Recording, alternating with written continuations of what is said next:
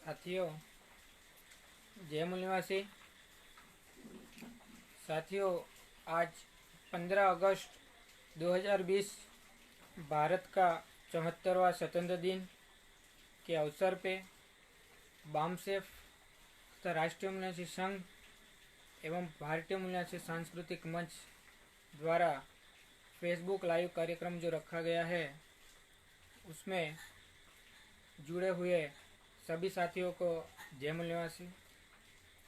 साथियों, आज का जो विषय है, भारत का 74वां स्वतंत्र दिन के अवसर पे मूल निवासियों की वास्तविक परिस्थिति पे विशेष चर्चा। वक्तागण है मान्यवर ज्योतिनाथ कुशवाहा, राष्ट्रीय अध्यक्ष राष्ट्रीय मूल निवासी संघ। साथियों, ज्योतिनाथ कुशवाहा सर की आज सेहत ठीक ना होने की वजह से साथ में जुड़ नहीं पाएंगे, तो उसके लिए मैं माफ़ी चाहता हूं। साथियों, अगले वक्ता जो दिशांत भंडारी, जिला अध्यक्ष वलसाड़, जिला राष्ट्रीय मूल निवासी संघ, तो मैं साथियों में मेरा वक्तव्य रजू करता हूं। साथियों, आज 15 अगस्त के दिन जो 74वां भारत का स्वतंत्र दिन है, ये साथियों स्वतंत्र दिन तो कहने के लिए है साथियों, क्योंकि हमें तो स्वतंत्रता मिली ही नहीं है। मेरी जानकारी के हिसाब से तो आज़ादी किसको मिली और किसको नहीं मिली मैं बताना चाहता हूँ साथियों, क्योंकि 4 जुलाई 1947 के दिन जो अंग्रेज़ों ने हस्ताक्षर करके ट्रांसफर ऑफ पावर जो दिया था, फिर 15 अगस्त 1947 को एक अंग्रेजी नाम का विदेशी इस देश को छोड़कर चला जाता है और दूसरा विदेशी इस देश पर कब्जा कर लेता है और कब्जा करने में लग जाते हैं। साथियों, तो मैं नहीं मानता कि हमें स्वतंत्रता मिली है। ये स्वतंत्रता तो विदेशी यानी कि ब्राह्मण को ही मिली है, ऐसा मेरा मानना है। क्योंकि साथियों, ये जो स्वतंत्रता उन्हें क्यों मिली मैं बताना भी चाहता हूँ साथियों, क्योंकि जब इस देश की जब आज़ादी मिली, उस वक्त पहला प्राइम मिनिस्टर बिना चुनाव के, पंडित जवाहरलाल नेहरू बिना चुनाव के वो ब्राह्मण प्राइम मिनिस्टर बन जाता है। कुछ राज्यों में, बहुत सारे राज्यों में मुख्यमंत्री ब्राह्मण बन जाता है, यानी कि ये ब्राह्मणवादी है, यानी कि ये ब्राह्मण लोगों को स्वतंत्रता मिली थी। हमें SC ST OBC and converted लोगों को तो आज़ादी मिली ही नहीं है और हम स्वतंत्र है ही नहीं, ऐसा मेरा मानना है। साथियों, हमें तो स्वतंत्रता उसी दिन मिलेगी और तब भी मैं मानूंगा कि हमें स्वतंत्रता मिली है, जो कि मैं आप लोगों को बताना चाहता हूँ इस देश के अंदर। तब अगर ऐसा हो जाए तब भी मैं मानूंगा कि इस देश को स्वतंत्रता, इस देश के SC ST OBC and converted minor लोगों को स्वतंत्रता मिली है। साथियों, ये जो मुट्ठी भर लोग हैं, जो कम लोग हैं, जो कमजोर लोग हैं, उन्होंने पूरे देश पे कब्जा करके रखा है। हमें रखना चाहिए था, क्योंकि गिनती के हिसाब से तो जिसकी जितनी संख्या भारी उनकी उतनी हिस्सेदारी, लेकिन वैसा तो इस देश में है ही नहीं। कैसे नहीं है मैं बताना चाहता हूँ साथियों, इस देश के अंदर ये देश 4 पिलर पे खड़ा है: शासन, प्रशासन, न्यायपालिका और मीडिया। साथियों, जो न्यायपालिका है, वो जो न्यायपालिका जब इस देश के अंदर जब 26 हाई लेवल की जब कोर्ट होती है, वहाँ पे 3.5% वाले ब्राह्मण 24 जज बन गए और हम 85% वाले लोग यानी कि SC, ST, OBC के 2 ही जज बने, जबकि हमारे 24 होने चाहिए थे और 2 उनके होने चाहिए थे, लेकिन हमारे 2 ही हुए और 24 जज ब्राह्मण बन गए, यानी कि स्वतंत्रता उन्हीं को मिली है। ये न्यायपालिका पे ये कब्जा है उनका। फिर मीडिया पे जो है, मीडिया पे भी कब्जा जमाया हुआ है, क्योंकि मीडिया जब न्याय की बात जहाँ पर होती है वहाँ पर मीडिया हमारी बात नहीं बताती है, और जब ब्राह्मण जो विदेशी जो है उन लोगों की अंधविश्वास की जो बात है वहाँ पर जो कार्यक्रम लगता है वो बात बताने में लगे रहते हैं, यानी कि वहाँ पर भी एक बहुत बड़ा षड्यंत्र है। और साथियों, मैं तो वहाँ तक जानता हूँ कि इस देश को अगर बर्बाद करने में सबसे ज़्यादा या बहुत सारा योगदान अगर किसी ने दिया हो तो भारत देश की मीडिया ने दिया होगा, ऐसा मेरा मानना है। साथियों, लेकिन ये जो मुट्ठी भर जो लोग हैं ये कब्जा करके जो रखा है, उनमें जानकारी है, वो जानकारी के मुताबिक हमें गुलाम बनाया रखा है, क्योंकि दुनिया के अंदर इंसान पैसा और उम्र से बड़ा नहीं होता है। साथियों, दुनिया में इंसान पैसा और उम्र से बड़ा नहीं होता है, वो जानकारी से बड़ा होता है, और विचार ही दुनिया पर राज कर सकता है। उनके पास जानकारी है, जो विचार है, जो ज़्यादातर ब्राह्मण बहुत ऐसे लोग हैं जो 3-4 क्लास पढ़ लेते हैं, और वो 3-4 क्लास पढ़ा हुआ ब्राह्मण भी हमारे SC, ST, OBC समाज के डॉक्टर, वकील, इंजीनियर बने हुए लोगों को भी एक छोटा सा पत्थर पुंजवा कर पैसा कमा लेता है, यानी कि उनके पास जो जानकारी है। यानी कि वो जानकारी हमें भी होनी चाहिए, क्योंकि जानकारी जो विचार इस देश के ऊपर, दुनिया के ऊपर राज करता है, तो जानकारी अगर लेनी है तो ऐसे बामसेफ है, राष्ट्रीय मूल्यवासी संघ है, भारतीय मूल्यवासी सांस्कृतिक मंच है, ऐसे बहुत सारे मूल्यवासी जो संगठन है उसके पास से हमें जानकारी लेनी चाहिए और हमें जानकारी लेनी चाहिए। तो साथियों, जानकारी ये देनी भी है और जानकारी लेनी भी है।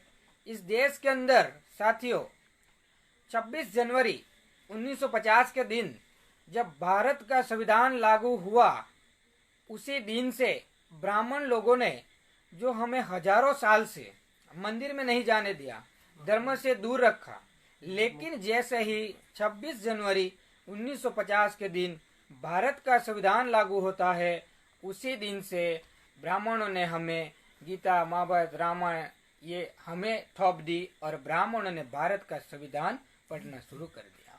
और जिस दिन ब्राह्मणों ने भारत का संविधान पढ़ना शुरू कर दिया, उसके बाद ब्राह्मणों ने भारत का संविधान पढ़कर आज ब्राह्मण के डॉक्टर, इंजीनियर, वकील, जज बन गए, और हम लोग आज तक भक्त ही बन रहे हैं। साथियों, ये हमारे समाज के लिए बहुत दुख की बात है। तो साथियों, हमें भारत के संविधान को पढ़ना चाहिए, क्योंकि उसमें जो दिया हुआ है कि जिसकी जितनी संख्या भारी उनकी उतनी हिस्सेदारी।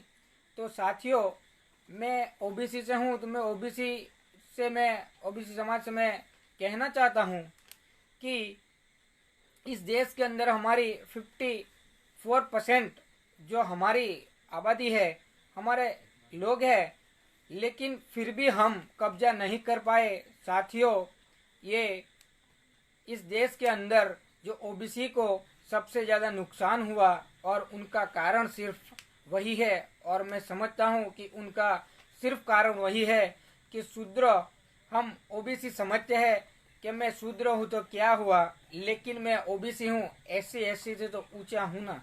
यही वजह से, यही कारण से हमारे OBC समाज को साथियों बहुत सारा नुकसान हुआ है, और आज भी हो रहा है, और आज भी ब्राह्मणों की जाल में फंसे हुए हैं। साथियों, इस देश के अंदर वर्तमान में प्राइम मिनिस्टर वो भी पिछड़ा वर्ग का है, लेकिन जो वो वहां पर बैठा हुआ है दिल्ली में, और वो ओबीसी की गिनती की बात नहीं करता है, और वो हर साल कहता रहता है स्वतंत्र दिन पे कि आज 57वां साल हो गया आजादी का, आज 71वां हो गया, 72वां, 73वां, आज कह रहे हैं 74वां साल हो गया, लेकिन ये ओबीसी की गिनती की बात नहीं करता है।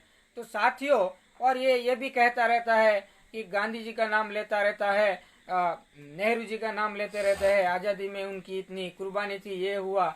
लेकिन साथियों, जो इस देश के अंदर जो हमारे मूल निवासी जो महापुरुष थे, जिन्होंने इस देश में बहुत सारे योगदान दिया, और उनकी वजह से आज वर्तमान में SC ST OBC और कन्वर्टेड माइनॉरिटी आज जो यहाँ पर बैठे हुए हैं हम लोग, वो उनकी कुर्बानी है।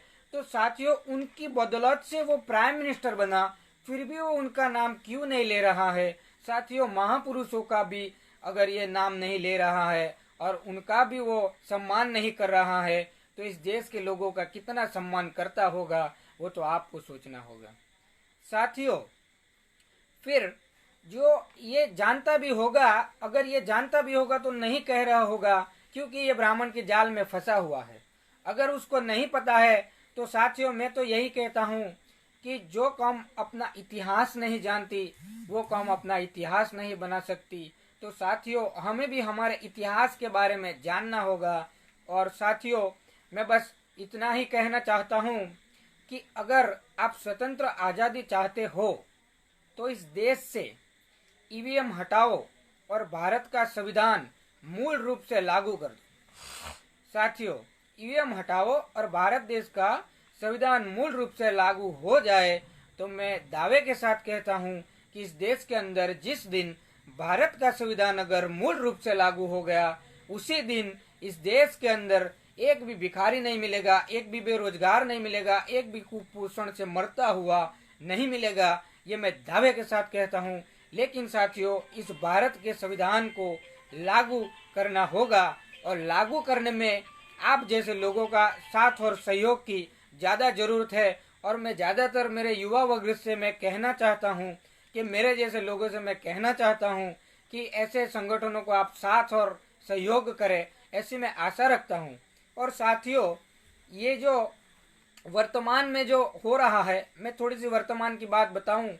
जो वर्तमान के अंदर जो लॉकडाउन हुआ, जो 22 मार्च को जनता कर्फ्यू जो किया गया इस देश के अंदर, फिर 24 अप्रैल को जो लॉकडाउन जाहिर किया गया 21 दिन का, वो जो 21 दिन का जो लॉकडाउन किया गया और जो जनता कर्फ्यू जो किया गया, वो जो भारत के संविधान के मुताबिक उसकी बदौलत से ये हम कर सकते हैं और ऐसा किया हुआ है।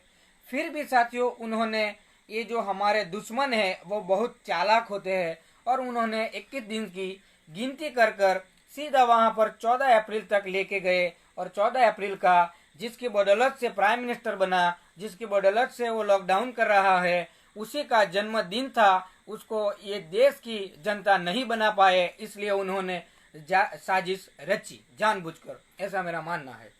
और साथियों, फिर वो 2 अप्रैल को आता है, फिर 2 अप्रैल को प्राइम मिनिस्टर आता है लॉकडाउन के दूसरे में। तब लॉकडाउन में जब 2 अप्रैल को आता है, तो साथियों, हमारे दुश्मन इतने होशियार है, उनको हमें पकड़ना बहुत मुश्किल है। लेकिन जो ऐसे वामसेफ जैसे संगठन जो उन्हें पकड़ते हैं, उसकी बात हम बता रहे हैं। उन्होंने 2 अप्रैल ही क्यों चुना? चाहते तो 1 अप्रैल भी चुन सकते थे, 3 अप्रैल भी चुन सकते थे। लेकिन साथियों, 2 अप्रैल वो दिन था जो 2 अप्रैल 2018 के दिन जो इस देश के अंदर जो भारत बंद का जो ऐलान था, और SC ST को जो ओबीसी ने समर्थन भी किया था, और भारत बंद के ऐलान में जो हम सफल हुए थे, उस सफल के दिन को, ये दिन को बुलाना चाह रहे हैं। और उसी दिन उन्होंने जानबूझकर यही दिन चुना। और साथियों, उसी दिन चुनकर उन्होंने 5 अप्रैल को कहा कि 5 अप्रैल को दिए जलाने हैं, कोरोना की महामारी से हमें जितना है, दिए जलाने हैं, पटाखे फोड़ने हैं, यानी कि दिवाली मनानी है। तो साथियों, 5 अप्रैल ही क्यों चुना? उसका भी कारण है। साथियों, ये जो दिए जलाए दिवाली मनाई गई है, वो 5 अप्रैल को ही क्यों चुना? क्योंकि 5 अप्रैल के दिन साथियों ये जो दिए जलाए गए वो कोरोना की वजह से नहीं जलाए गए, लेकिन बीजेपी का 40 साल पूर्ण होने की खुशी में जलाया गया था, क्योंकि 6 अप्रैल 1980 के दिन बीजेपी की स्थापना हुई थी साथियों। लेकिन असल में तो ये कहने को बीजेपी है, वरना तो ये ब्राह्मण जनता पार्टी है, क्योंकि ब्राह्मण का बी लगाया हुआ है लेकिन हमें भारत का बी दिखा रहा है। बहुत सोचने वाली बात है साथियों। फिर लॉकडाउन के अंदर एपीपी न्यूज पर मैंने पढ़ा था, वो हेडलाइन नीचे आ रही थी, मेरे पास प्रूफ भी है। उन्होंने बताया था जब वो 14 अप्रैल के दिन प्राइम मिनिस्टर आते हैं, उससे पहले कहते हैं प्राइम मिनिस्टर आने वाले, लाइव आ रहे। जब 14 अप्रैल को प्राइम मिनिस्टर इस देश के अंदर 14 अप्रैल के दिन जब लाइव आता है, टीवी पर आता है, तो 14 अप्रैल जो इस देश का संविधान रचने वाला डॉक्टर बाबा साहब आम्बेडकर का जो जन्मदिन था, तब वो जन्मदिन की उन्हें शुभेच्छा देनी चाहिए थी, जिसकी बदौलत से वो प्राइम मिनिस्टर भी बना था। लेकिन उन्होंने 14 अप्रैल को शुभेच्छा ना देकर श्रद्धांजलि दी थी। तो साथियों, हमारे महापुरुषों की अगर इतनी बदनामी कर रहा है तो साथियों हमारे साथ तो कितने बदनामी हो रहा होगा, वो तो आपको सोचना होगा साथियों। फिर टीवी पर मैंने ये भी पढ़ा था कि 21 मई के दिन 97 पॉइंट कोरोना खत्म होने का दावा, यानी कि 97% कोरोना खत्म होने का दावा, यानी कि ये जो ब्राह्मण द्वारा जो षड्यंत्र रचा जाता है वो बहुत भयानक है, उसे हमें संभालना है।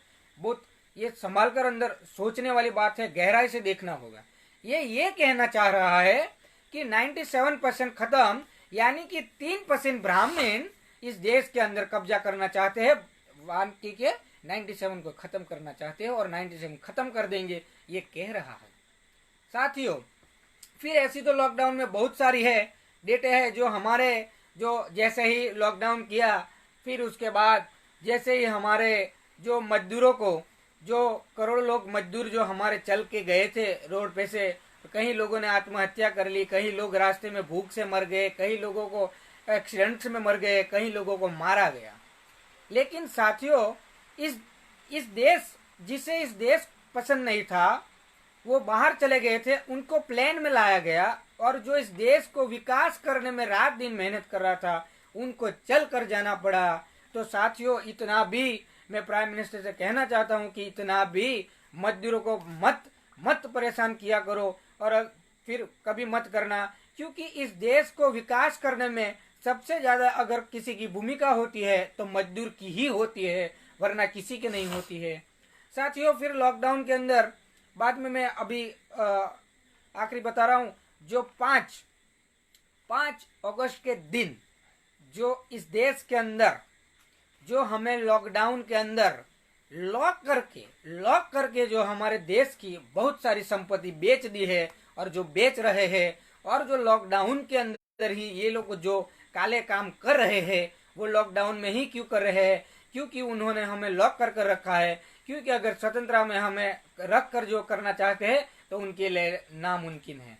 तो साथियों 5 अगस्त के दिन जो राम मंदिर के लिए जो भूमि पूजन किया गया, उसकी भी डेट है, जो 5 अगस्त ही क्यों चुना गया, वो मैं 9 अगस्त को मैं बता चुका हूँ, लेकिन फिर भी मैं उसे विस्तार से बताना चाहता हूँ कि राजा नंद कुमार नाम के जो राजा थे वो ब्राह्मण थे।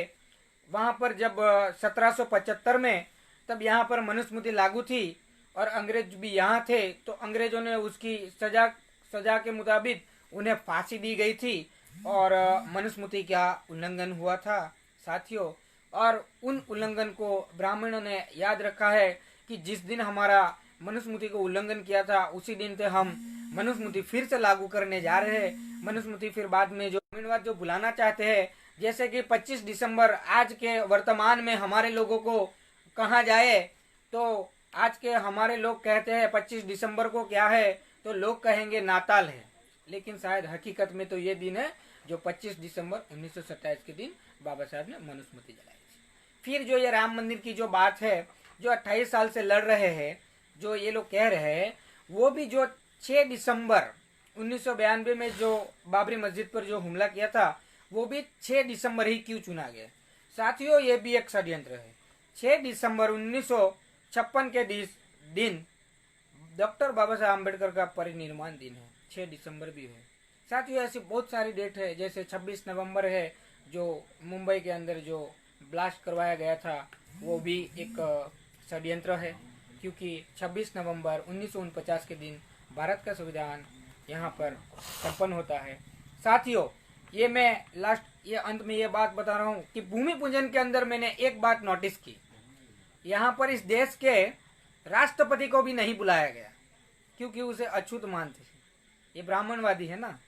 तो वहां पर जो भूमि पूजन किया, वहां पर 3 जो अंदर ईंटें रखी थी, वहां पर एक ईंट के ऊपर एक नीला कलर का कपड़ा रखा गया था, जो दूसरी ईंटें थी उसके व्हाइट कलर का रखा गया था, और जो तीसरी ईंट थी उस पे हरा कलर का रंग रखा गया था, उसमें लपेटी गई थी, फिर उसको दफना दिया गया।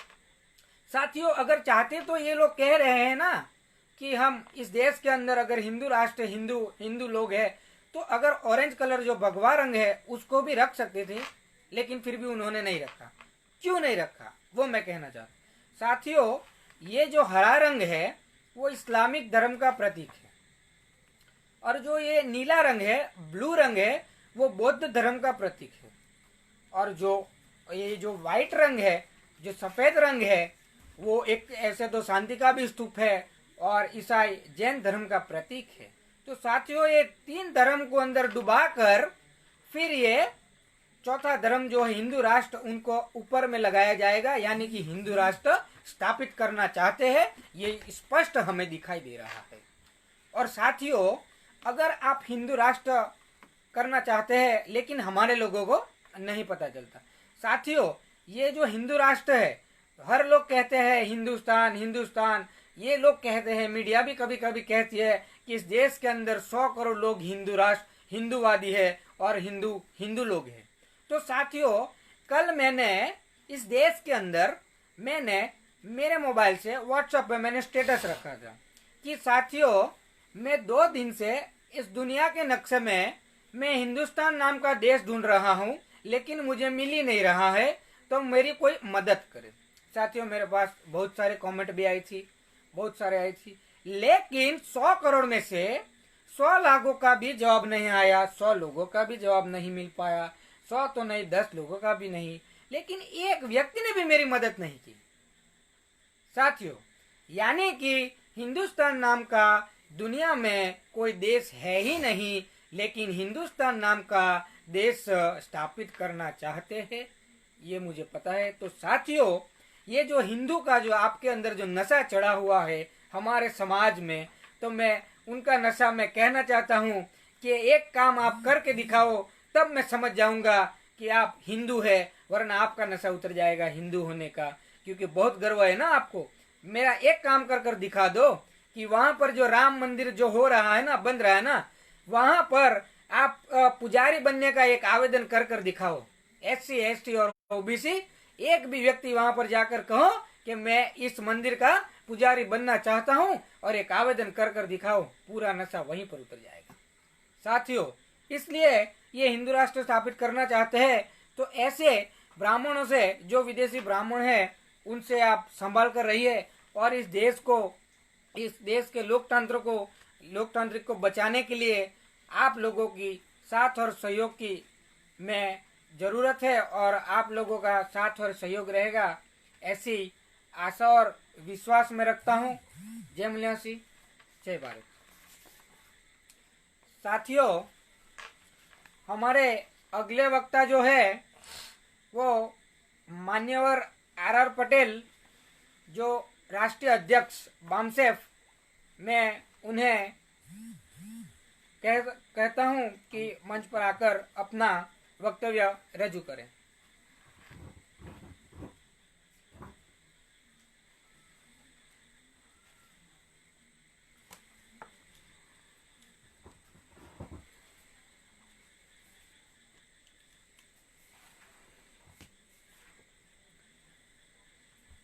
आज 15 अगस्त 2020 भारत के स्वतंत्र दिन के मौके पर समस्त भारतवासियों को, बामसेफ संगठन के तमाम उपाध्यक्ष, जनरल सेक्रेटरी एवं तमाम प्रदेश अध्यक्ष, उपाध्यक्ष, तहसील डिस्ट्रिक्ट से तमाम नेतृत्व करने वाले कार्यकर्ताओं, भारतीय मूल निवासी सांस्कृतिक मंच से अध्यक्ष, उपाध्यक्ष, तमाम कार्यकर्ता, राष्ट्रीय मूल निवासी संघ के तमाम कार्यकर्ता, अध्यक्ष, उपाध्यक्ष और सभी मूल निवासियों को मैं मेरे तरफ से नमस्कार, धन्यवाद। साथियों,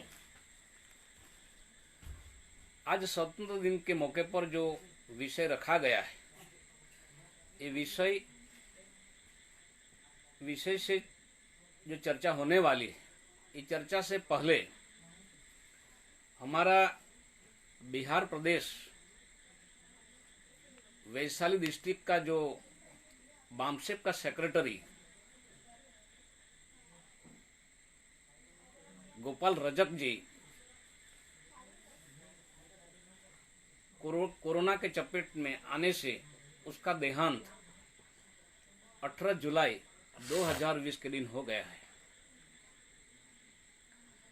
ये गोपाल रजक जी बहुत निष्ठावान, ईमानदार कार्यकर्ता थे।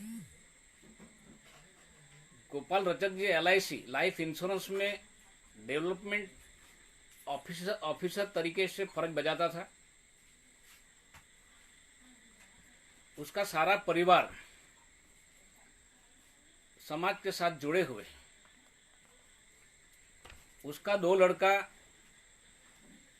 इंजीनियर चंदन प्रकाश जी, दूसरा लड़का डॉक्टर गुंजन प्रकाश और जीवन संगिनी शोभा बहन जी। अचानक ये जो दुखदाई घटना घटित हुई,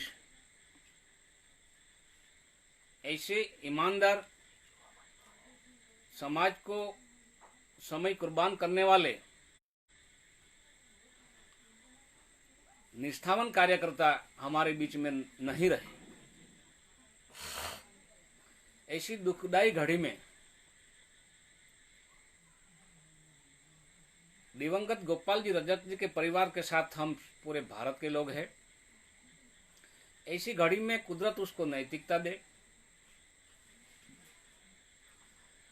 चंदन जैसा प्रकाश बढ़ते रहे लड़के में, गुंजन गुंजता रहे, प्रकाशित बनता रहे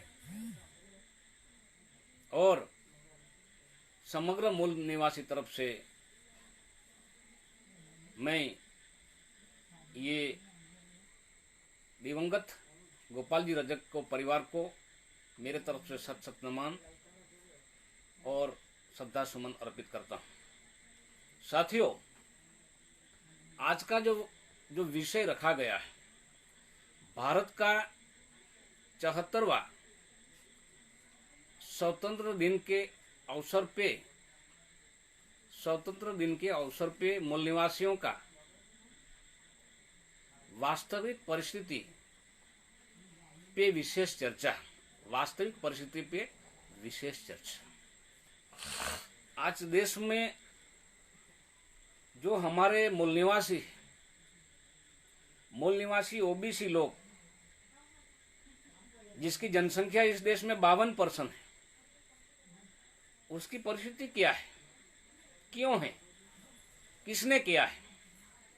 मूल निवासी अनुसूचित जाति शेड्यूल कास्ट की परिस्थिति क्या है, क्यों है और किसने किया है? मूल निवासी आदिवासियों की परिस्थिति कैसी है और परिस्थिति का निर्माण किसने किया है, क्यों हुआ है और समस्या का समाधान कैसे हो सकता है? मूल निवासी लघुमती की परिस्थिति कैसी है, क्यों है, किसने निर्माण की है, इस 3 बिंदुओं पर चर्चा होगी। साथियों, इस देश में जब 6 दिसंबर 1992 में बाबरी मस्जिद ध्वस्त कर दी थी। 6 दिसंबर हमारा भारतीय संविधान का रचयिता, भारतीय संविधान का निर्माता डॉक्टर बाबा साहेब आम्बेडकर का देहांत हुआ था। तो उसके विरोध में संविधान को साथ में दफनाने का बदला लेने के लिए बाबरी मस्जिद ध्वस्त की गई थी, ध्वस्त की थी। क्यों? साथियों, आजादी के बाद 40 साल तक जिसकी जनसंख्या इस देश में 52% है, मूल निवासी ओबीसी को भागीदारी नहीं दी थी दुश्मनों ने। लेकिन इस देश में बामसेट ने लगातार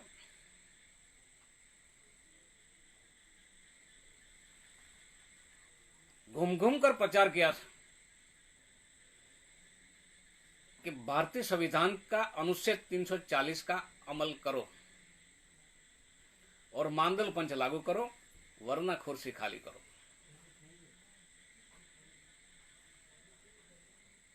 तो मानदल पंच लागू करने से पहले ये समझ गए थे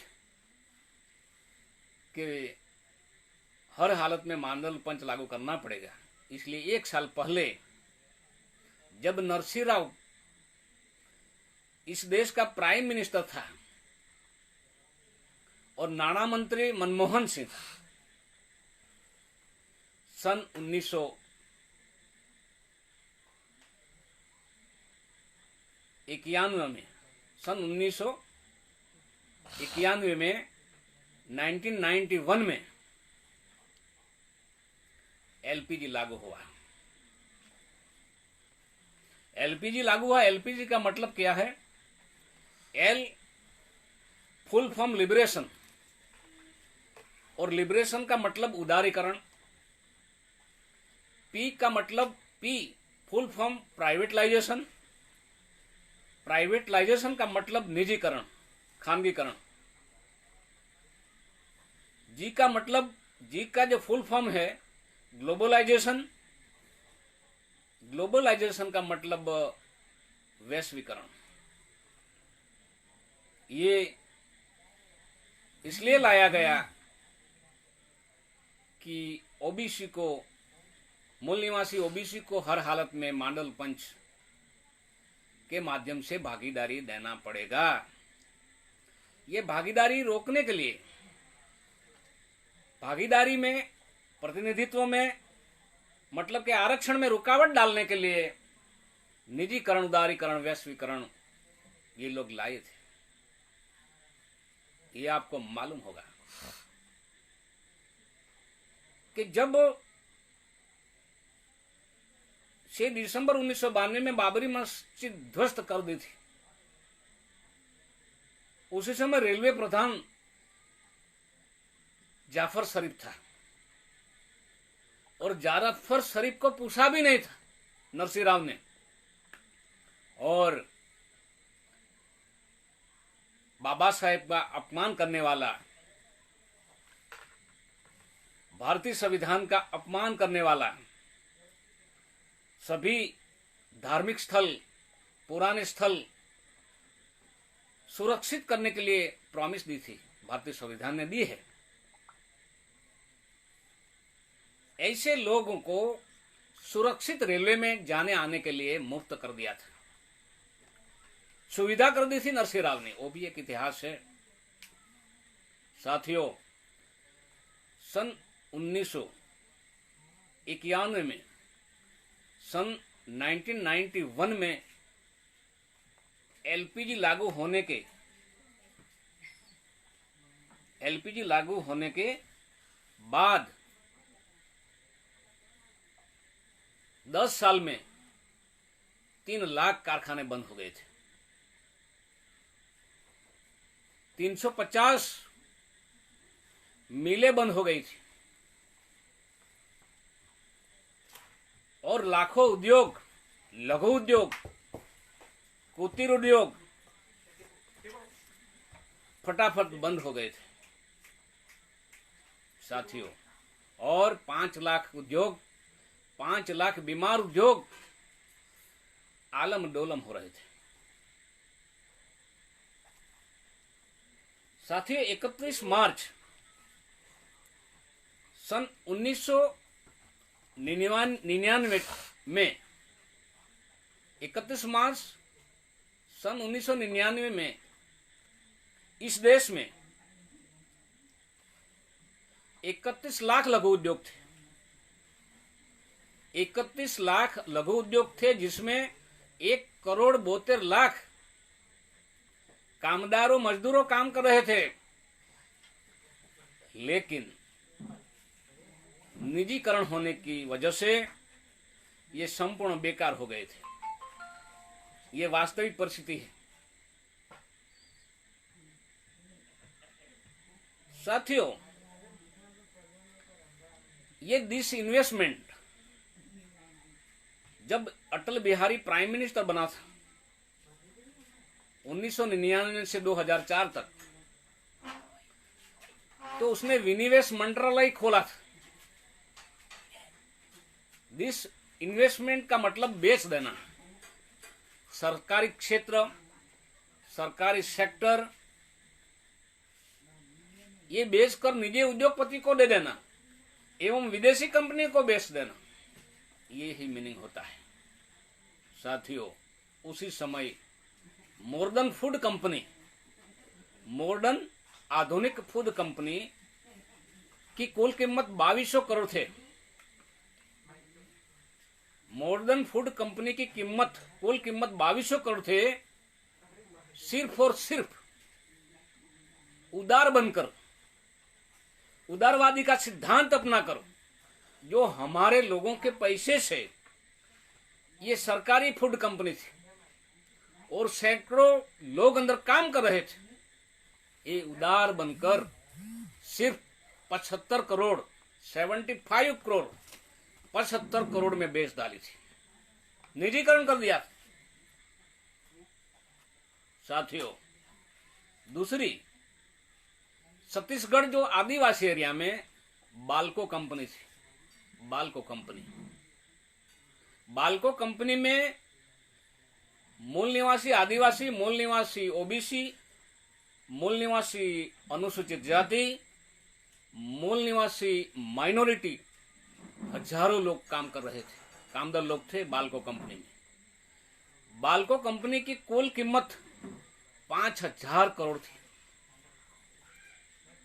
5,000 करोड़, और उदार बनकर सिर्फ 500 करोड़ में बाल्को कंपनी बेच दी थी निजी उद्योगपति को, और हमारे हजारों कामदारों बेकार हो गए थे। यही वास्तविक परिस्थिति आजाद भारत में साथियों। जब विनिवेश मंत्रालय खोला था, मेरा मानना है कि अरुण शौरी उसका ये था, मंत्री था। अरुण शौरी ने एक बुक लिखी थी,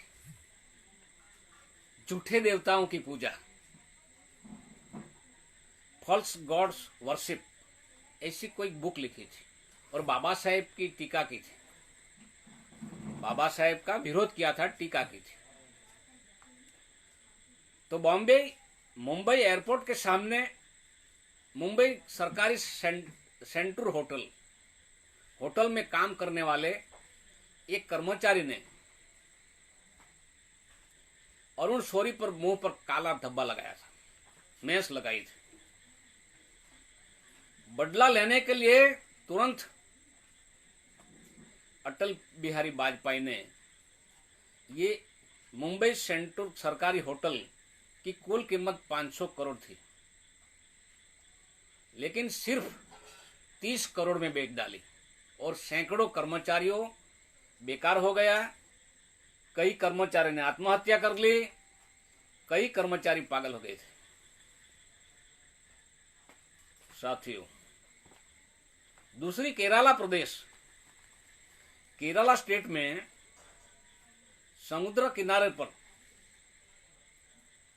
क्वालालम बीच पर एक सरकारी होटल जिसकी कीमत 1000 करोड़ सिर्फ उधार बनकर 50 करोड़ में बेच डाली, निजीकरण कर दिया था और सैकड़ों कर्मचारियों को बेकार बना दिया था। दूसरी गुजरात प्रदेश, गुजरात स्टेट, वडोदरा, बड़ौदा में इंडियन पेट्रोकेमिकल लिमिटेड आईपीसीएल, उसकी कीमत हजारों करोड़ों में थी, हजारों करोड़ों में थी उसकी कीमत। लेकिन हमारे लोगों का पैसा, हमारे लोगों का टैक्स का पैसा, हमारे लोगों की भागीदारी खत्म करने के लिए, मूल निवासी की मातृभूमि गुलाम बनाने के लिए ये इंडियन पेट्रोकेमिकल लिमिटेड सिर्फ 1400 करोड़ में बेचता है। बाकी की तो आपको सभी को मालूम है कि टेल्को, नेल्को, मारुति उद्योग। साथियों, आपको मालूम है जब श्रीनगर पुलवामा में सैकड़ों टन आरडीएक्स लेकर जो हमला किया था सीआरपी जवानों पर, सेंट्रल रिजर्व पुलिस जवानों पर हमला किया था और हमारे नौजवान, करीबन 45 नौजवान शहीद हुए थे और सैकड़ों घायल हुए थे। समस्त भारत वासियों का ध्यान ये निर्दोष सैनिकों की हत्या की गई थी आतंकवादियों द्वारा, सैकड़ों घायल हुए थे, सारा ध्यान उसी पर था। उसी समय सरकार ने 5 हवाई अड्डे बेच डाला, अहमदाबाद, जयपुर, लखनऊ, बेंगलुरु और तिरुपुरम, 5 हवाई अड्डे बेचे क्योंकि ध्यान उधर था और सैकड़ों कर्मचारी की जिंदगी बेकार हो गई थी। अभी भी एयर इंडिया बेचने के लिए तैयार हो गया था, क्योंकि जब अभी राजस्थान प्रदेश में मुख्यमंत्री गहलोत और पायलट के साथ रसाकसी हो रही थी, उसी समय मीडिया का सारा ध्यान, लोगों को ध्यान डाइवर्ट करने के लिए राजस्थान प्रदेश पर थे। उसी समय हमारी मौजूदा सरकार दिल्ली में बैठकर नीति आयोग के अधिकारियों को साथ में लेकर, फाइनेंस मिनिस्टर और सारे अधिकारियों को साथ में लेकर सरकारी सेक्टर, सरकारी क्षेत्र, सरकारी विभाग बेचने के लिए मीटिंग पर मीटिंग ले रहे थे। अभी की बात है। साथियों, इस देश में निजीकरण, उदारीकरण, वैश्वीकरण की वजह से ऑटो उद्योग में 5 लाख कामदारों को निकाल लिया था। वास्तविक परिस्थिति कैसी है, इसलिए मैं ये बात बता रहा। टेक्सटाइल उद्योग में से 50 लाख कामदारों एवं मजदूरों को निकाल दिया था। साथियों, जब हमारी डिफेंस मिलिट्री में पट्टा, बेल्ट बनाने वाले, बूट बनाने वाले, बारूद बनाने वाले, गोली बारूद बनाने वाले, जो फैक्ट्रियां हैं, करीबन 42 ऑर्डिनेंस फैक्ट्री, उसका निजीकरण हो रहा है और हजारों कर्मचारी निकाला जा रहा है। और डिफेंस मिलिट्री एक ऐसी चीज है देश की रक्षा के लिए, उसकी सेफ्टी गार्ड होना चाहिए, सीक्रेसी होनी चाहिए, लेकिन निजीकरण करने जा रहा है। साथियों, पार्ले उद्योग, बिस्किट बनाने वाले पार्ले उद्योग में 10,000 लोगों को निकाला जा रहा है। साथियों, देश में रिटायर मार्केट, बड़े बड़े मॉल बनाने से हमारे मूल निवासी छोटे मध्यम व्यापारी, 5 करोड़ छोटे मध्यम व्यापारी बेकार हो गए। बाकी का तो आपको मालूम है, जीएसटी नोटबंदी की वजह से लाखों कुटीर उद्योग, मध्यम उद्योग बंद होने की वजह से करोड़ों लोग बेकार हो गए। साथियों, इस देश में कहा जाता है कि जिस देश में शिक्षा प्रणाली, शिक्षा पद्धति, शिक्षा प्रथा और न्यायिक प्रणाली जहां ठप हो जाती है, वो देश बर्बाद और तबाह हो जाता है। भारत में ऐसा ही हो रहा है। बाकी का जो बैंकों का निजीकरण आपने देखा होगा, 31 दिसंबर हजारों कर्मचारियों को VRS, CRS, compulsory retirement, voluntary retirement हो गए, क्योंकि निजीकरण हो गया है। दूरसंचार विभाग का, टेलीफोन का निजीकरण हो गया। कहां कहां हमारा प्रतिनिधित्व, हमारी भागीदारी लोकतंत्र के सिद्धांत के अनुसार संविधान में जो फंडामेंटल राइट दिया है उसके साथ छेड़छाड़ हो रही है, वायोलेशन हो रहा है। साथियों, रेलवे का निजीकरण बहुत जोर से चल रहा है। डाकघर, पोस्ट का निजीकरण, सरकारी हॉस्पिटलों का निजीकरण। क्यों? हमारे मूल निवासियों के पास धन नहीं होना चाहिए, हमारे मूल निवासियों के पास कोई अधिकार नहीं होना चाहिए, इसलिए शिक्षा का निजीकरण। शिक्षा के बारे में मैं आप थोड़ा संक्षिप्त में बताता हूं। साथियों, देश की हालत स्पेशल इकोनॉमिक जोन सहज एसईजेड के माध्यम से किसानों की जमीन छीनी जा रही है। किसान लोग आत्महत्या कर रहे हैं। फैमिली में, कुटुंब में, परिवार में सामूहिक जहर पीकर आत्महत्या कर रहा है। ये परिस्थिति देश में निर्माण हुई है। ये परिस्थिति को आजाद भारत में आप इनकार नहीं कर सकते। शिक्षा का निजीकरण होने की वजह से इस देश में शिक्षा की क्या हालत। गुलाम भारत में एक भी किसान ने आत्महत्या नहीं की थी, लेकिन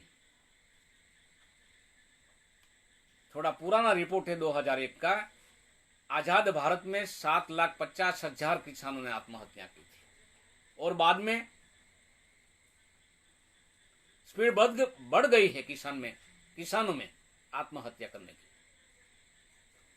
शिक्षा का निजीकरण इस देश में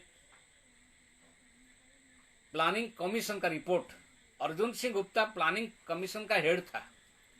प्लानिंग कमीशन के मुताबिक इस देश में 14 करोड़ लोग, नौजवान, शिक्षित, युवान, युवतियों, नौजवान लड़के लड़कियां बेकार हैं इस देश में।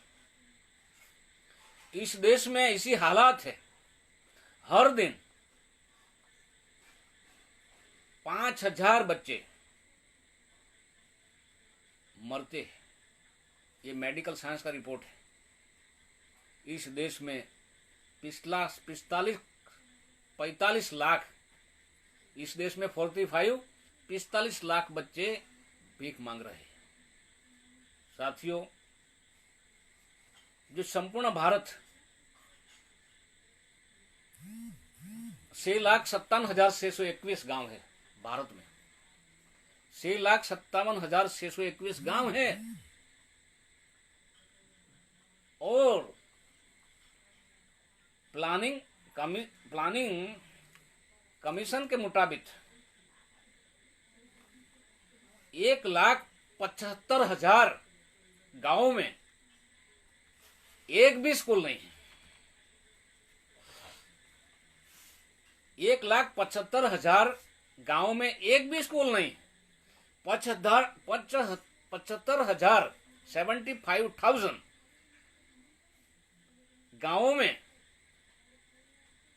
बच्चों को पेड़ के नीचे पढ़ाते, पेड़ के नीचे, और 50,000 स्कूल ऐसी है कि हर स्कूल में एक ही टीचर है। ये हालत है।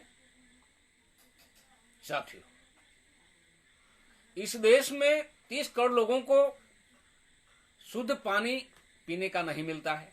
30 करोड़ लोगों को। इस देश में करीबन 22 करोड़ लोग विस्थापित होने की वजह से, रोजगारी न मिलने की वजह से, भेदभाव की वजह से इधर उधर भागकर 22 करोड़ लोग झुपड़पट्टी में रहते हैं। साथियों, इस देश में करीबन 72 करोड़ लोगों को भारतीय संविधान की जानकारी नहीं है। भारतीय संविधान में एसटी, एससी, ओबीसी एवं मूल निवासी माइनॉरिटी को क्या अधिकार दिया है, ये बिल्कुल जानकारी नहीं है। क्यों? दुनिया में, विश्व में, सभी देशों में पहली कक्षा से यूनिवर्सिटी तक, पहली कक्षा से यूनिवर्सिटी तक देश का संविधान पढ़ाता है। संविधान के लिए, संविधान में क्या दिया है? भारत में संविधान पढ़ाता नहीं है, छुपाता है, और संविधान के विरुद्ध में हर दिन बुद्धिमान बेईमान ने कहा था, 1 साल पहले कहा था, वो सांसद है बीजेपी में,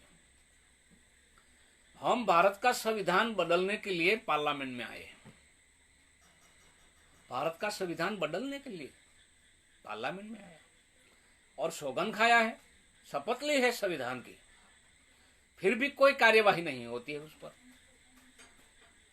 और भारत राष्ट्र का, लोकतंत्र में राष्ट्रीयकरण है, तो भारत राष्ट्र का राष्ट्रीयकरण को निजीकरण कर रहे हैं हर दिन। तो निजीकरण करने वाले सही मायने में राष्ट्रवादी है या राष्ट्रद्रोही है। इसलिए सच्ची बात लोगों को पता न चले, जानकारी न मिले, इसलिए रात दिन अखबारों में, टीवी चैनलों में राष्ट्रवादी राष्ट्रवादी राष्ट्रवादी चिल्लाते रहते हैं। क्योंकि राष्ट्रीय संपत्ति, राष्ट्र की संपत्ति, राष्ट्र की प्रजा के लिए, लोगों के लिए खड़ी की है, और तुम अचानक सत्ता का दुरुपयोग करके तोड़ने का काम कर रहे हैं, निजीकरण कर रहे हैं। तोड़ने का काम तो एक छोटा बच्चा भी कर सकते हैं। जब अंगुलीमाल को महामानव गौतम बुद्ध ने कहा था कि तोड़ने का काम तो बच्चा भी कर सकता है, लेकिन जोड़ने का काम कौन कर सकता है? जोड़ने वाला महान होता है या तोड़ने वाला महान होता है? जो हमारे ईमानदार लोकतांत्रिक देश में आजादी के बाद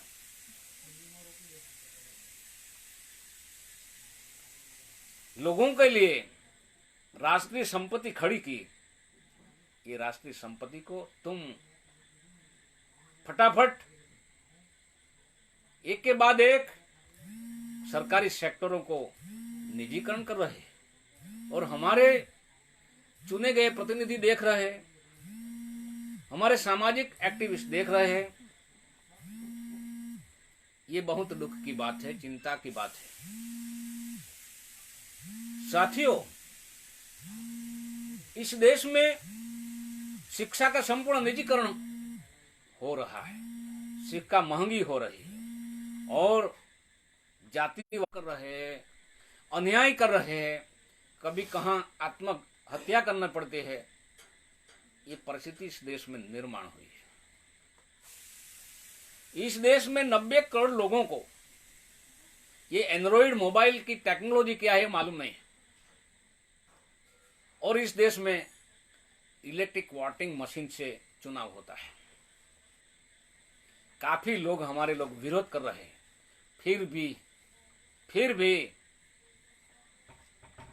बहुत जड़ बनकर किसी को सुनते नहीं, समझते नहीं हैं और ईवीएम मशीन से इलेक्शन करवा रहे हैं। जो हमारे अगला कार्यकर्ता निशांत भंडारी जी ने ये बात बताई थी, ये बात सही है। साथियों, 2002 29 दिसंबर 2002 29 दिसंबर बामसेप का राष्ट्रीय अधिवेशन का समापन हो रहा था और समापन में बिहार के मुख्यमंत्री उस समय लालू प्रसाद आया था, माननीय लालू प्रसाद जी आया था। 2002 दिसंबर 2002 29 दिसंबर बामसेप का राष्ट्रीय अधिवेशन पटना में रामलीला मैदान में हो रहा था। समापन में ये बोला था कि हम ऐसे लोगों के साथ लड़ना है, हम ऐसे लोगों के साथ लड़ना है जो लोग अपनी गलत बातों को सही ठहराने के लिए इतिहास बदल रहे हैं, जो लोग अपनी गलत बातों को सही ठहराने के लिए इतिहास बदल रहे हैं। ये लालू प्रसाद जी बोला था। और जब सीबीआई में घमासान हुआ था, झगड़ा हुआ था, तो सीबीआई में जो अस्थाना और आलोक वर्मा के बीच जो लड़ाई हुई थी उसमें बोला था कि मान्यवर लालू प्रसाद जी को गलत तरीके से जेल में डाला है। आज हमारे देश में चाहे मालेगांव हो, चाहे बॉम्बे रेलवे हो, चाहे सूरत पुलिस थाना हो, चाहे अमदावाद हॉस्पिटल हो, चाहे जयपुर हो, इलाहाबाद हो, सभी जगह जो बॉम्ब पब्लिक के अंदर फोड़ा था, हजारों लोग मारे गए थे, घायल हुए थे, अंधे हुए थे और मुस्लिमों का नाम लिया था और गलत तरीके से जेल में डाला था और निर्दोष लोग बाद में जेल में से रिहा भी हुए थे। ये प्रज्ञा ठाकुर पर आरोप लगा था, फिर भी आज सांसद बनकर ये क्या बोल रही थी कि नाथूराम गोडसे हमारा देशभक्त है, गांधी जी नहीं। और हेमंत करकरे को वो हत्यारी मानती है, हेमंत करकरे फिर भी सांसद है, ये देखना है। इसलिए बिहार वासियों को भी मेरा विनम्र निवेदन है और तेजस्वी को भी मैं अपील करता हूं कि आपका पिताजी जेल में है। क्यों जेल में? उसने सिद्धांत के साथ कभी चापलूसी नहीं की थी और मोहन भागवत को भी सुना दिया था, माँ का दूध पिया है तो आरक्षण खत्म कर, आरक्षण तुम बदलने के लिए पहल करो, हम देखते हैं कैसे करते हैं। हर साल आरक्षण के विरुद्ध में भागवत बोलता है, पत्रकार परिषद भरकर बोलता है।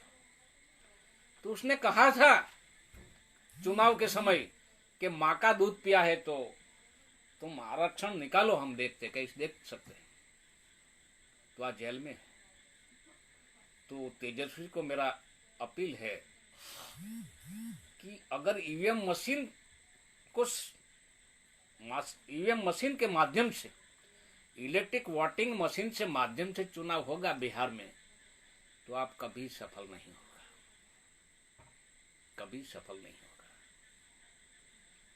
इसीलिए देश में सभी ईमानदार संगठन है, उसको मैं ऐसी विकट घड़ी में, विकट परिस्थिति में हमारा समाज दोबारा गुलाम बनने जा रहा है, संविधान को सीधे सीधा पार्लियामेंट के सामने द्वारा जलाया जाता है, फिर भी कुछ कार्रवाई नहीं होती है। ऐसी स्थिति में वर्तमान में वास्तविक परिस्थिति को ध्यान में रखकर दुश्मनों का षड्यंत्र विफल करने के लिए और गुलाम समाज को आजाद करने के लिए मानवता के हित में निर्णय करने की क्षमता पैदा करनी चाहिए। उसके लिए एक होना चाहिए, एक होने के लिए सिस्टम बनानी चाहिए। साथियों, अगर ब्राह्मणों को पासिव मेरिट है तो मेरा सवाल है, राष्ट्रपिता फूले को क्यों पाठशाला खोलनी पड़ी? अगर तुम्हारे पास मेरिट है, ऐसा चिल्लाते लोगों के सामने, तो राष्ट्रपिता फूले को क्यों पाठशाला खोलनी पड़ी? सावित्रीबाई फूले को लड़कियों के लिए क्यों पाठशाला खोलनी पड़ी? अगर तुम्हारे पास मेरिट हो तो विश्व व्यापार में तुम्हारा जो भागीदारी है 0.4% है। अगर तुम्हारे पास मेरिट हो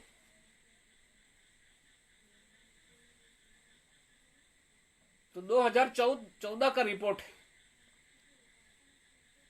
2014 का रिपोर्ट है यूनिसेफ,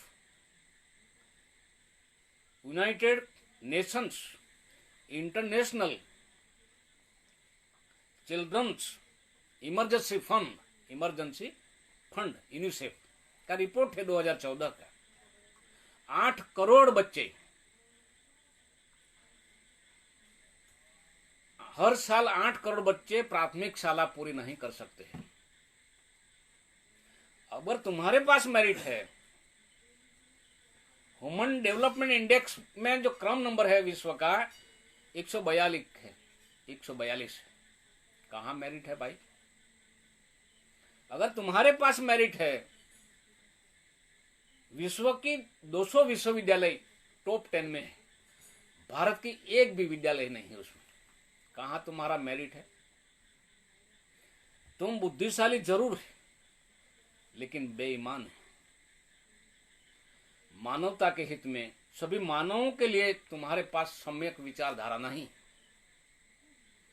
इसलिए मोहम्मद पैगंबर साहब ने कहा कि बुद्धिमान की बेईमानी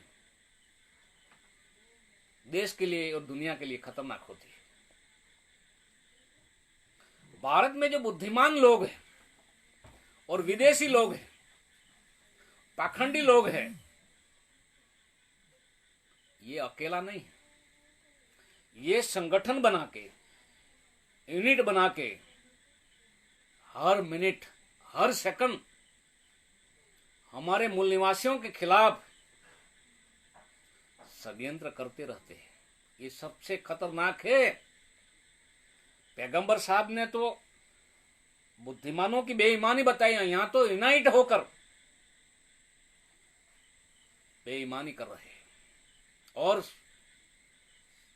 खुल्लम खुल्ला भारतीय संविधान का उल्लंघन कर रहे हैं। इसलिए इस देश में लॉकडाउन के दरमियान हमारे देशन भंडारी जी ने कहा था कि मजलूमों, कामदारों, मजदूरों के साथ कैसा व्यवहार हुआ। ये तो आपने देखा है, सोशल मीडिया पर सभी ने देखा है। और इस देश में अभी कोविड-19 कोरोना की महामारी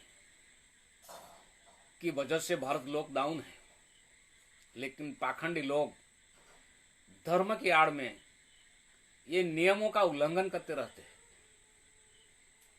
कई लोगों की कंप्लेन आई कि रास्ते पर चलते लोगों को डॉक्टर की गाड़ी, पुलिस की गाड़ी, एम्बुलेंस की गाड़ी जबरन एम्बुलेंस में डालकर हॉस्पिटल में डाल देते। ये परिस्थिति देश में निर्माण हुई है।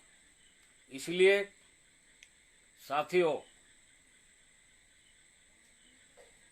समग्र भारत भूमि, डॉक्टर बाबा साहेब आंबेडकर ने कहा था कि समग्र भारत भूमि मूल निवासी पूर्वजों की धरोहर है। तुम्हारी धन और धरती पर जबरन दुश्मनों ने कब्जा कर लिया है। ये अपील करने से, आजीजी करने से, मांगने से देने वाला नहीं है। इसके लिए सतत संघर्ष करना पड़ेगा। संघर्ष करने से ही ये सब कुछ मिलता है। ये बाबा साहेब ने कहा था। बाबा साहेब ने यह भी कहा था कि रोटी कपड़ा से भी ज्यादा जरूरी है आत्मसम्मान। ये आत्मसम्मान कहीं खरीदा जा सकता नहीं है, कहीं बाजार में नहीं मिलता है। इसीलिए सभी भारत के मूल निवासियों को मेरा अनुरोध है, माँ बाप की जिम्मेदारी सिर्फ बच्चा पैदा करना नहीं, सिर्फ बच्चा ही पैदा करना नहीं। माँ बाप की जो सबसे बड़ी जिम्मेदारी है, बच्चों का भविष्य का निर्धारित करना। ये सबसे बड़ी जिम्मेदारी है। और बच्चों का भविष्य निर्धारित करने के लिए समाज के साथ रहना चाहिए, समाज को सहयोग देना चाहिए, समाज के कार्यकर्ताओं को प्रोत्साहन देना चाहिए, नैतिकता बढ़ानी चाहिए। ये माँ बाप की जिम्मेदारी है। साथियों, जिंदगी समय से जिंदगी बहुत मूल्यवान है। समय से ज्यादा जिंदगी बहुत कीमती है। लेकिन जिंदगी सिर्फ जिंदा रहने के लिए नहीं है। जिंदगी तो कुत्ता इधर उधर घूमकर गुजार लेता है, लेकिन हम महान पूर्वजों की संतान हैं। हमारे पूर्वजों ने पूरे विश्व को ज्ञान दिया है, उसकी हम संतान हैं। तो मान सम्मान के साथ जीना ही जिंदगी। जिंदगी को समाज के लिए, हक अधिकार के लिए मौत से टकराना जिंदगी है।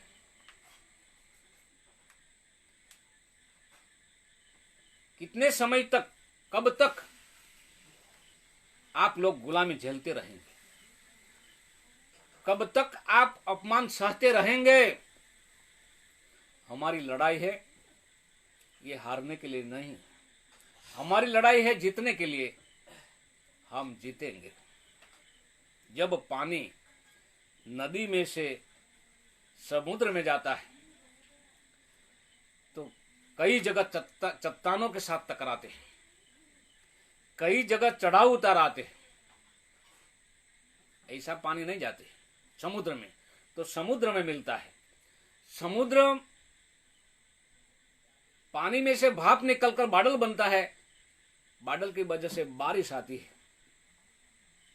और पृथ्वी पर सब लोग जिंदा रहते हैं। यह कुदरत का क्रम है। इसलिए चट्टानों के साथ टकराता है और तूफान कहते हैं, और तूफान से साथ टकराता है, चट्टान के साथ टकराता है और तूफान कहते हैं, और तूफान के साथ टकराता है और जांबाज कहते हैं। जान की बाजी लगाने वाला जांबाज होता है। हमारे पूर्वज जांबाज थे, उसी हम संतान हैं। इसीलिए बाबा साहब समय अनुसार, समय को समझकर, दुश्मनों की ताकत और कमजोरी समझकर, समय को ध्यान में रखकर अलग अलग समय पर शेड्यूल कास्ट को, आदिवासियों को, ओबीसी को, माइनॉरिटी को अधिकार देने में बहुत हद तक कामयाब हुआ था, और हमारी मौजूदगी में ये सारा अधिकार खत्म हो रहा है। कल ही मैंने सोशल मीडिया पर सुना था, पुण्य प्रसून बाजपेयी के माध्यम से मैंने सुना था, 5 साल में 4800 टेलीविजन पर हिंदू मुस्लिम नाम की बहस हुई थी। 4800 हिंदू मुस्लिम। बाम साहब ने तो बहुत पर्दाफाश किया था। इसीलिए साथियों, हम न तो हिंदू है, हम इस देश के मूल निवासी, और मनुस्मृति की वजह से हमारे लोगों को मारा गया, अपमानित किया गया। बहुत दुखदाई घटना का अंजाम दिया था। इसी वजह से इस्लाम कबूल किया था। इसलिए ये गुरु नानक जैसा हमारे समाज में महान संत पैदा हुआ था, रविदास पैदा हुआ था, कबीर पैदा हुआ था। इसलिए कबीर ने भी ये कहा था कि समझाने से समझत नहीं, बुलाने से बोलत नहीं, मार खाया तो चिल्लाए। हम करीबन 1985 से लोगों को समझा रहे, लोग तैयार भी हो रहे, लेकिन दुश्मन षड्यंत्र पर षड्यंत्र करते जा रहा है। इसलिए दुश्मन की जो कमजोरी है, ये कमजोरी हमने समझ ली, और ये राष्ट्रवादी के नाम पर राष्ट्र के विरोध में निजीकरण कर रहे हैं। ये निजीकरण को हर हालत में रोकना होगा, और लोकतंत्र को बचाना है। संविधान के क्षेत्र में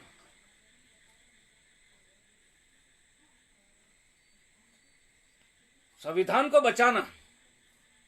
संविधान होगा तो हम होंगे सुरक्षित। संविधान रहेगा तो मूल निवासी माइनॉरिटी, सिख रहेगा, मुस्लिम रहेगा, क्रिश्चियन रहेगा, जैन रहेगा।